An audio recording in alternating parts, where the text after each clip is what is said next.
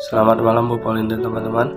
Perkenalkan, nama saya Alexander William Antonius dari kelas 10C absen 3. Saya akan menjelaskan tentang daur sulfur. Mari kita saksikan. Daur sulfur atau sulfat atau belerang biasanya didapat dari aktivitas gunung berapi.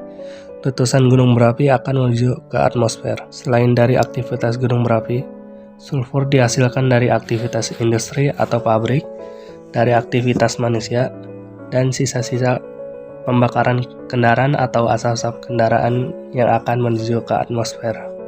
Di atmosfer terdapat gas-gas H2S atau hidrogen sulfida, SO3 atau sulfida dioksida, SO4 atau sulfat, dan CH3 SCH3 atau dimetil sulfida.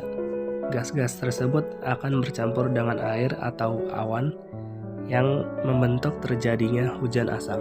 Hujan asam sangat berbahaya bagi makhluk hidup. Apabila terkena besi akan menimbulkan korasi.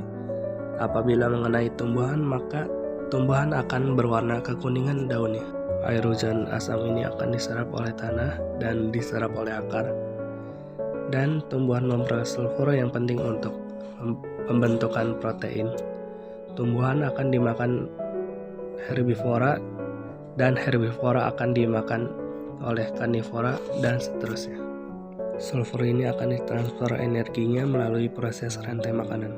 Tumbuhan dan hewan yang mati akan didekomposisi oleh dekomposer, yaitu bakteri yang berada di dalam tanah. Dekomposisi ini akan diuraikan. Proses hujan asam tidak dapat diserap langsung oleh tumbuhan, melainkan harus diuraikan dahulu agar tidak berbahaya. Proses penguraian sulfur ada dua macam, yaitu secara anaerob dan aerob. Proses secara anaerob tidak membutuhkan oksigen, sedangkan proses aerob membutuhkan oksigen. Pada proses aerob, hidrogen sulfida atau H2S akan diubah menjadi sulfur organik yang akan digunakan atau diserap oleh tumbuhan. Sulfur organik ini lebih diperlukan oleh makhluk hidup atau tumbuhan.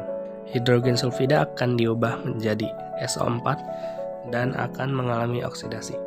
Proses oksidasi dibantu oleh bakteri yang namanya Thiobacillus, sedangkan yang dari sulfur organik itu akan diubah kembali menjadi hidrogen sulfida yang dinamakan proses reduksi yang melibatkan bakteri Desulfomaculum dan Desulfibrio.